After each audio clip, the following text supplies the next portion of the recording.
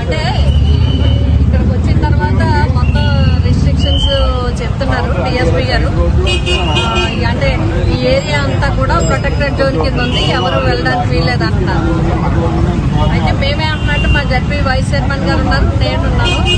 ఇక్కడ Sudhabalu municipal chairman ఆవిడ ఇంచుమించుగా ఈ 5-6 రోజుల నుంచి ఆవిడ ఒత్తిడిలో ఉంది. మాకు ఫోన్ చేసిన దానికి మేము ఆవిడ కలిసి వస్తామని చెప్తున్నాం. కొన్ని క్యాడర్ అంతా ఇక్కడ ఆగుతారు. మహిళలుగా మేమన్నా మా మహిళా భద్రత అన్నా తెలియజేయాలి కదా, వెళ్ళి మాట్లాడి వచ్చేస్తామంటే కూడా ఒప్పుకోవట్లేదు.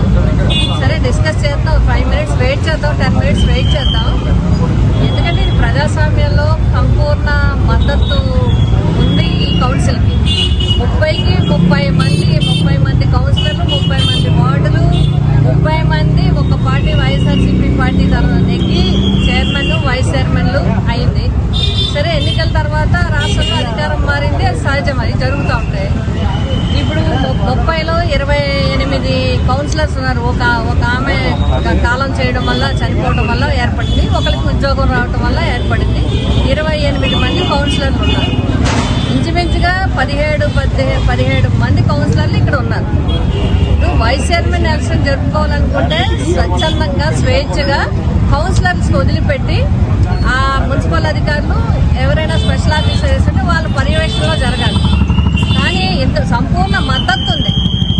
ఇక్కడ 28 మంది మెంబర్స్ ఉన్న వైఎస్ఆర్సీపీ పార్టీ వైస్ చైర్మన్ ఎన్నుకోవడానికి ఎంత విధంగా చేయటం అనేది కరెక్ట్ కాదు. ఎందుకంటే స్థానిక సంస్థల యొక్క ప్రాబల్యాన్ని ఈ విధంగా తప్పుదారి పట్టించడం అనేది కరెక్ట్ కాదు. కరెక్ట్గా నిజంగా ఎన్నికలు జరగాలనుకుంటే కౌన్సిల్ వదిలిపెట్టండి. కౌన్సిల్ ఉన్నారు, స్పెషల్ ఆఫీసర్లు వేయండి. కలెక్టర్ గారు వేసిన స్పెషల్ ఆఫీసర్లు, లేదంటే మున్సిపల్ అడ్మినిస్ట్రేషన్ స్పెషల్ ఆఫీసర్ దాంట్లో జరగాలి. అలా జరిగితే దీనికి ఇంత విధానం అవసరం లేదు. అలా కాకుండా వేరే రకంగా చేయాలనుకోవడం, వేరే రకంగా దీన్ని తిప్పాలనుకోవడం మాత్రం మంచి విధానం కాదది. అందుకే మేమందరం కూడా మా చైర్మన్కి, మా కౌన్సిలర్స్కి, మా దాడిశెట్టి రాజా గారికి మేమందరం కూడా మద్దతు తెలియజేయడానికి వచ్చాము.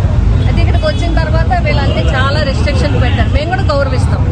ఎందుకంటే లా అండ్ ఆర్డర్ తీసుకుంటానంటున్నారు. మీరు అందరూ ఇంతమంది ఆయనకి మద్దతుగా వచ్చారు కాబట్టి మేమందరం కాదు, ఇందులో మహిళలు ఉన్నాం, మహిళలు వెళ్ళి చైర్మన్ పలకరించి వస్తామంటే కూడా ఇంకా వద్దంటున్నారు.